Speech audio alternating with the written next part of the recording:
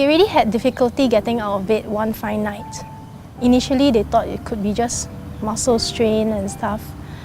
Back then, I was holding on to a freelance assignment. So my husband back then, my boyfriend, helped to send my dad for all the consultations, the scans, the findings. And it was so serious, my dad had to go for radiotherapy the very next day on a weekend.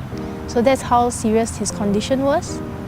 But miraculously, he sort of recovered. We decided probably we should get married in advance. We probably planned out 2 years later, but we decided, hey, why not have it a year forward? So my dad can actually see me getting married. That's probably one of his wishes. And then it was all good. Until late 2009, then I got to know that I was diagnosed with breast cancer. So it was another emotional downhill, a lot of stress, but luckily my husband and his family support me throughout.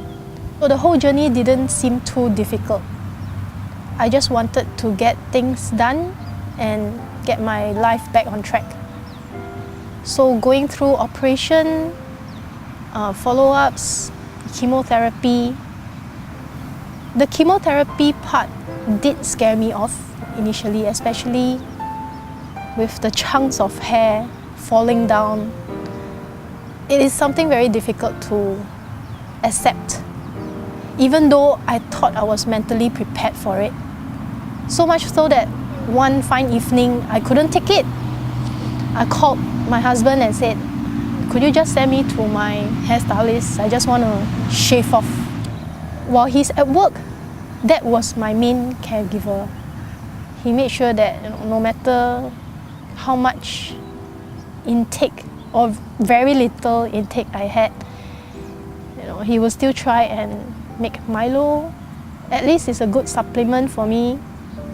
But with the subsequent cycles, my immune system went down.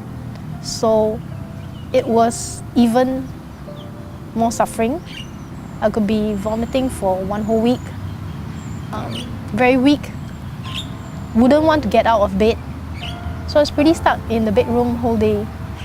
Last August, that was when one fine day in the hospital, a senior consultant, the oncologist, broke the news to me that, we've tried all sorts of methods, the last one being the oral pills, and he couldn't receive it, his body couldn't receive it well enough, and it caused him more suffering than not. So she broke the news to me when I was all alone that, probably that hasn't much long to live. Give or take probably 6 months. I didn't want Dad to know about it. He probably could have sensed that his health was going downhill. So I just kept it from him, and I broke down in the hospital outside the ward. I called him first and shared with him the news. I think he got a big shock as well.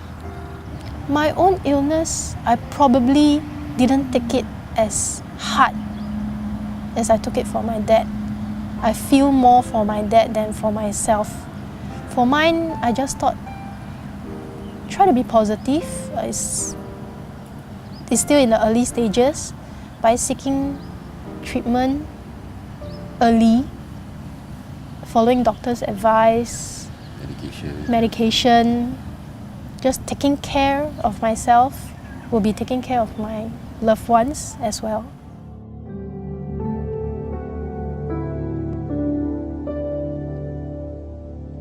I guess as caregivers, we would want to give our very best to our loved ones, whatever they would like to do, wish to do, or love to do. But it all depends on individual. For my dad's case, He's a person with a very strong character. He would like to portray that he's a fighter.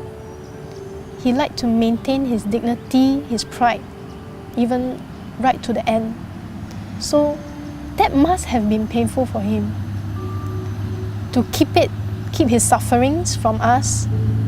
And even with the medical stuff, he would lie and say that no, everything's good.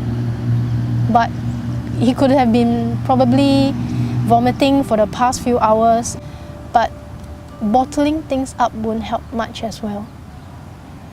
No doubt we don't wish to burden our loved ones further, but it's good to share, be it with my husband, my friends.